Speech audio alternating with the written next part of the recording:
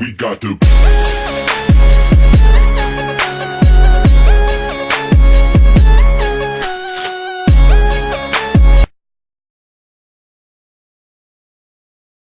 Look, I think the most important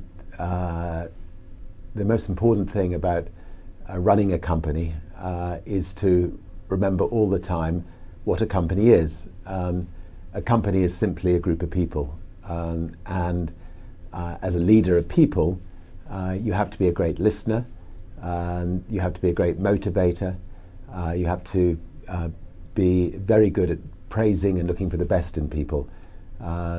People are no different from flowers. If you water flowers, they flourish. If you praise people, they flourish, and that's a critical attribute of a leader. There is a very thin dividing line between success and failure. Most people who set up in business without financial backing, they fail at some times in their lives. And I've only just stayed at the right side of that dividing line.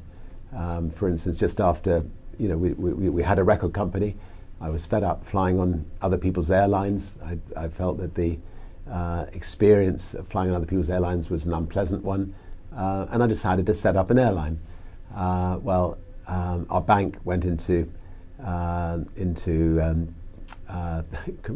complete panic attack.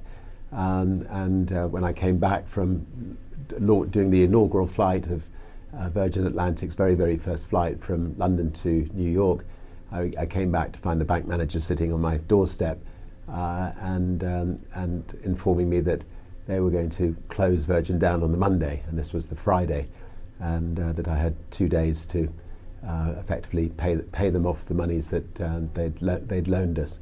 And I remember pushing the bank manager out of my house, telling him he wasn't welcome, which is a dangerous thing to do to your bank manager, and then spending the weekend ringing around the world to all of the distributors of our music, asking if they could give us a temporary loan to get us through the following week, which they were good enough to do.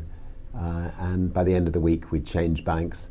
We'd actually managed to find a bank that was willing to lend us 30 times the overdraft facility that our bank had lent us, and we managed to survive. And I think the moral of that story is actually don't think of your bank as somebody that you're beholden to. I mean, people just don't move from one bank to another. Sometimes you need to be willing to step up and move your banks in the same way that you should step up and move your doctor on occasions. Anyway,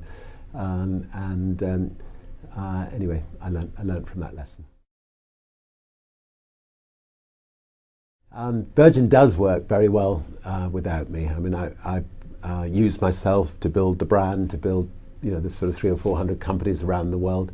But I also learnt the art of delegation. I have a fantastic team of people who run the Virgin companies, give them a lot of freedom to run the companies as if they were their own companies, give them the freedom to make mistakes. And the Virgin brand is now maybe one of the top 20 brands in the world, well respected. And when my balloon bursts, Virgin will continue to flourish. Maybe I add the icing on the cake on occasions. Maybe they'll have to spend a bit more money on marketing, but fortunately, Virgin is in a state where it can live on healthily without me.